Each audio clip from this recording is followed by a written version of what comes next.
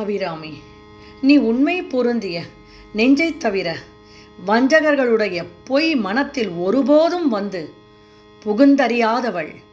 பூங்குயில் போன்றவளே, உன்னுடைய பாத தாமரையை தலையில் சூடிக்கொண்ட சிவபெருமானாகிய சங்கரனின் கையில் இருந்த தீயும் முடிமேல் இருந்த ஆறும் ஆகாய கங்கை எங்கே ஒளிந்து கொண்டனவோ?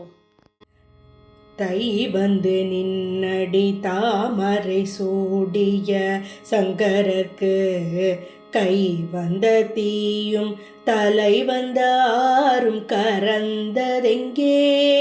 மெய் வந்த நெஞ்சில் அல்லால் ஒரு காலும் விரகர்தங்கள் பொய் வந்த நெஞ்சில் புகழறியா மட பூங்குயிலே.